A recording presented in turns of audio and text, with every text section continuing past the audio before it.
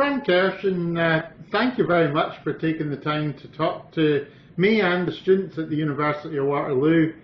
The first thing I want to talk about is the funding process for technology entrepreneurs, and this usually has a number of stages and funders who are part of that. Can you provide an overview for me of it, what the main funding stages are and who the main funders are in each of those? Sure. I like to break it down into three stages that a company is in when they're looking for funding. And the first is a self-funding stage. This could be a few weeks or a few months, and if it lasts several months to longer, it's popularly called bootstrapping. The second stage is friends and family, and this is when you need a bit of money and you want to reach into your personal network before getting more formal about your raise. The third stage is complex, and it can go in any one of several directions. The first direction it can go, and this is really the ideal direction, is that you have strong revenue and you're covering your burn and you can channel money back into the company. In other words, the company is self-funding, and that's a great position to be. That's what everyone should strive for. If cash flow, though, can't support the burn, then the next source is angels, the next obvious source. And I've seen angel deals from tens of thousands of dollars to a few million. The next level is getting funding to scale the business, and that's usually a VC kind of raise. If you can't raise enough money from sales or angels, and you have a good story that can be put in front of professional investors like a VC, then they're your next source. Some seed VCs will invest as little as $250,000, and others will provide funding for Series A, which is in the neighborhood of, say, 3 to 5 million, or a Series B, which is, let's say, 10-ish million, Series C, which is going to be 15 million, and up, and so on. The fourth direction in this scaling stage may involve strategic partners. Many large companies have venture funds where they seek to invest in companies in their general space, and they can be an excellent source of vitamins at this stage, just like a cereal. So those are the three stages. But I also want to talk about government programs for a moment. They're not a stage unto themselves, but there are various programs that companies can tap into from the federal government, provincial government, and elsewhere. And in our own region, we've got FedDev's Investing in Business Innovation Program and the Southern Ontario Fund for Innovation and Investment, popularly known as IBI and SOFI. NSERC has programs like IRAP. CRA has the SHRED program, and then there's MyTax, which supports business and academic communities working together. And there are many more. So, government's not a phase, but government's a source throughout any phase. Okay, and what would you describe as the main objectives and interests of these different sources of funding? I'm going to focus on angels, VCs, and government, because they're each a little bit different. I'm going to generalize a bit here, but I think what I'm going to say is pretty accurate for most that fit into each of these categories. Angels are often people who are using their experience and personal wealth to give back by supporting entrepreneurs. A few years ago, the Golden Triangle Angel Network asked me to do strategic research with our member base. And amongst the things I learned was this. When asked why they joined and stayed a member of GTAN, the answers in order of popularity were: 1, to share what I know with new entrepreneurs; 2 was to learn; 3 was to grow my personal network; 4 was to get access to opportunities; and it wasn't until you got to the 5th one that economic return was mentioned. This isn't to say that economic return isn't important. It just wasn't the focus of that question. Economic return is certainly important, but it's not the main reason for a lot of angels. VCs, on the other hand, are very different. They're professional investors investing other people's money with an expectation of a certain return in a certain time frame. While angels invest in early stages, VCs are typically interested in investing to help a company scale. And then the third one was government programs. Their interest and the general measures of success for the money that they make available to companies are jobs created and jobs retained. You mentioned being a co-founder, and that's what you are. You're a co-founder and chair of PowerNoodle and chair of Renomi, and you're responsible for funding. So what was your experience of that process. And what for you were the factors that influenced your success?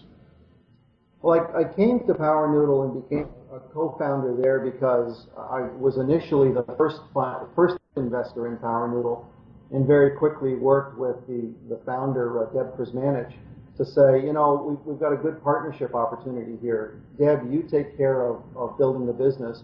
I'll take care of making sure there's money in the bank. So I'm living the advice that we've been giving. As any startup founder knows, pitching for funding is very time consuming. It means you have to be very tenacious. You got to work really hard at it. And in the end, it's really a networking opportunity. You need to connect with a lot of people, have a lot of discussions, and figure out how to deliver that combination of being bold and respectful when asking for investment. And that's exactly what I had to do with PowerNoodle and Renami. Going back to what I said earlier about being artful about how you present your story, I spend a lot of time being very careful about how to present our ask, especially when it's a follow-up to our existing investors and plans stretch out over longer time frames than anticipated. In the end, I think the factor that's most important to me in the success that I've had is that I value every investor relationship like they were a longtime friend. And that means I'm not afraid to deliver bad news, and I certainly delight in delivering good news, but most importantly, it's about communicating. Thank you. And on the other side, you're also an angel investor.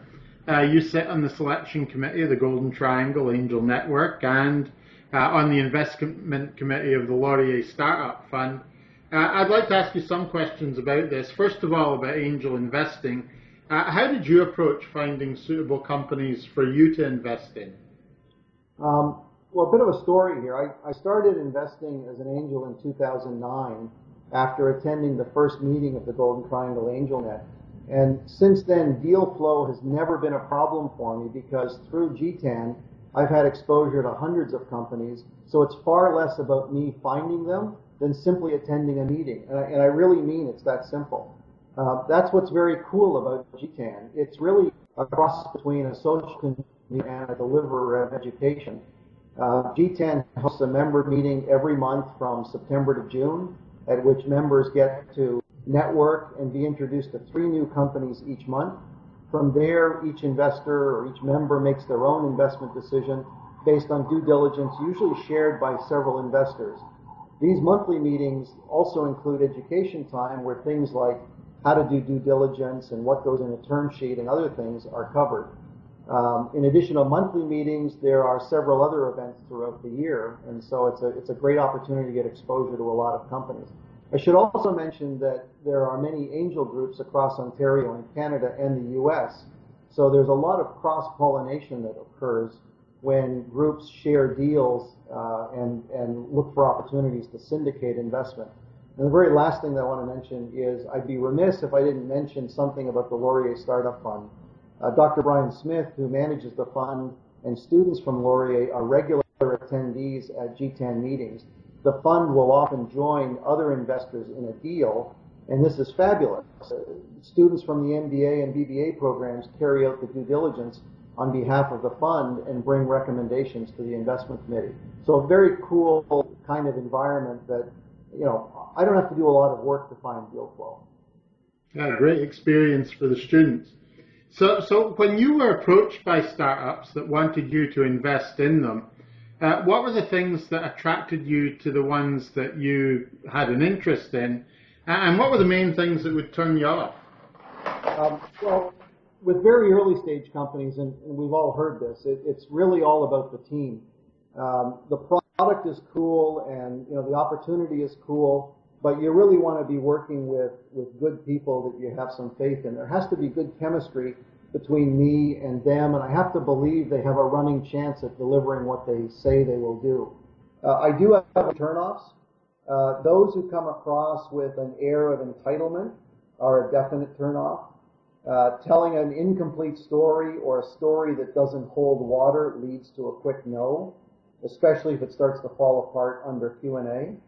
Not taking due diligence seriously is another. I think investees need to understand that angels and others are partnering with earned money, And so due diligence is a very serious matter. I'll tell you two really quick stories. Both of these are true.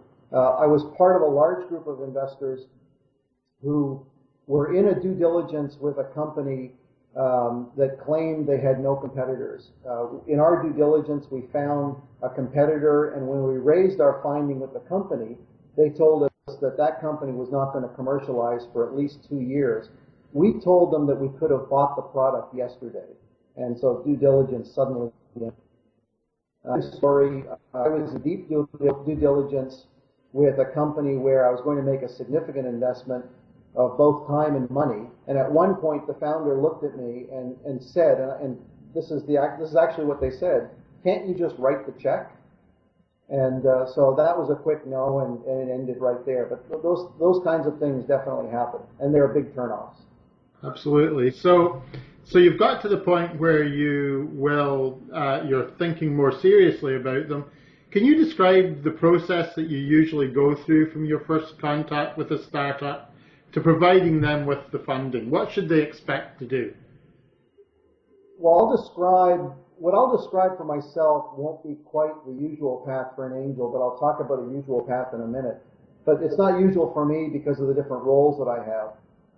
My first exposure might be as a pitch coach, helping them get into the GTAN pipeline. So that could be in my role at Communitech as an EIR and pitch coach, or maybe through another group that I'm working with. So I'll see companies much earlier in the. I help them get ready for GTAN or other angel groups. And then since I sit on the GTAN select, I'll participate in due diligence along with other investors. When due diligence is complete and we finish the negotiations, then the investment happens. I would say end to end, because I see companies well before they enter the GTAN pipeline, it would not be unusual for my cycle to be 6 months. But for a member seeing the company for the first time at a GTAN meeting, it could be anywhere from 30 to 90 days. Could be longer if circumstances require, but 30 to 90 days is not a bad average. Okay. So once you've decided to fund an entrepreneur, how then does your relationship proceed with them? What are the factors that determine whether a relationship was a good or a bad one? Well, I guess I need to step back for a minute. So in some cases, I'm a passive investor, so my updates are limited to receiving quarterly updates and the AGM. In other cases, I'll reach out for an occasional congrats or how's it going, especially if something's hit the press. And then yet in other cases, I'm on the board, so I'm much closer to them and their challenges. So it varies. As far as bad relationships or good relationships, I can't think of any bad relationships that have resulted, although I can certainly think of a few bad investments, and no one knows. Okay. And your personal angel investment decisions, do they differ from those that you do through the funds, through the Golden Triangle and Laurier funds?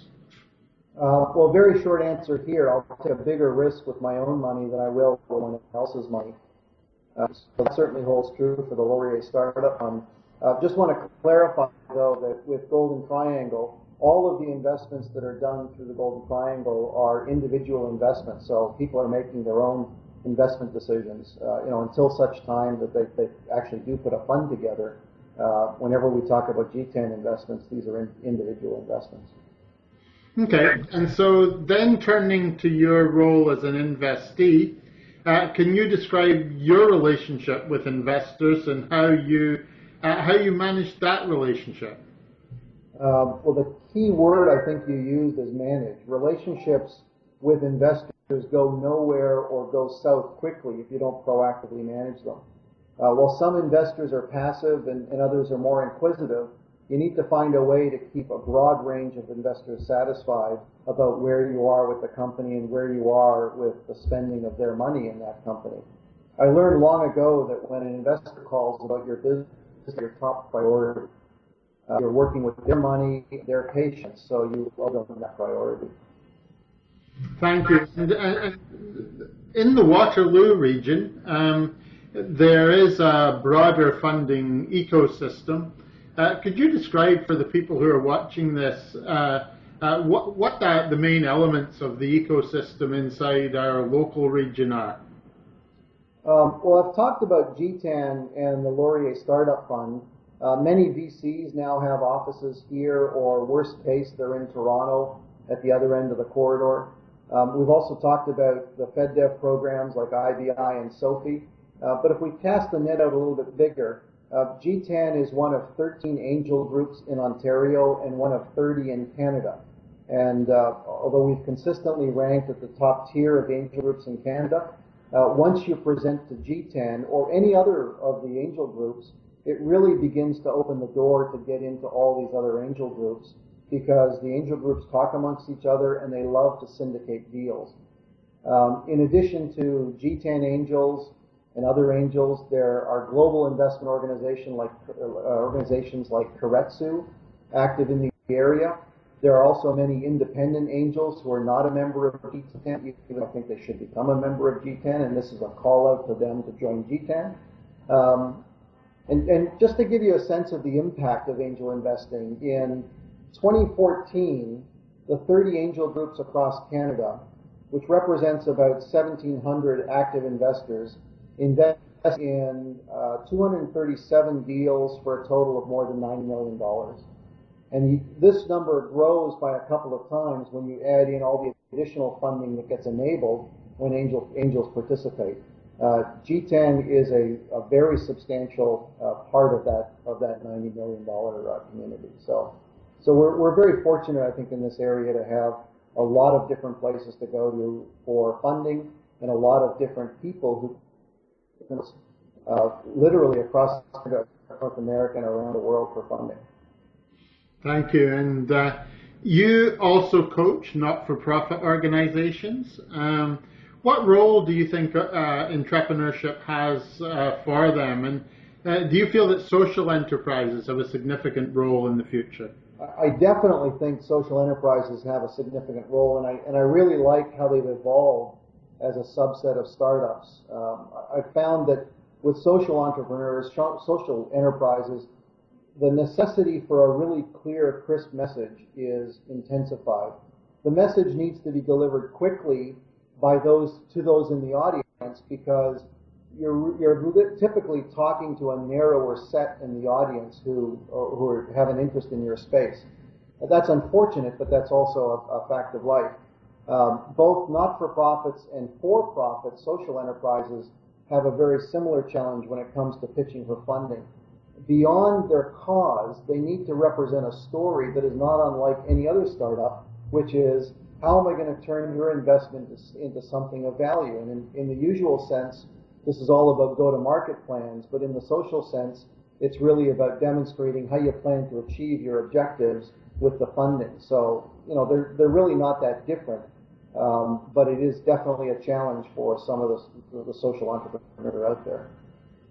And very important. So my final question is, what do you feel is the most important advice that you would give to a prospective technology entrepreneur today? What do you want them to remember? Well, every time I do a workshop, I ask the entrepreneurs in the audience, who is a single founder? And I don't mean this in the spousal sense, but I want to tell people early and often to not try to make it a go yourself as a sole founder. There is just too much work to do to not have at least one other trusted partner at the table. The particularly hard thing about this is that finding that founder partner is very difficult and risky. I would say that finding a founder partner is finding which is, it says it's best to start an idea with two people rather than start one yourself and try to find someone later. However you get there, my most pointed advice is to be a co-founder, not a sole founder. Thank you. Frank, thank you for taking the time to answer all these questions. The people who are watching this will, I'm sure, gain a lot of value from it and hopefully be much more successful entrepreneurs as a result. Great, Peter. Thank you for the opportunity to be talking to you and to us who are watching, and look forward to seeing you around the ecosystem.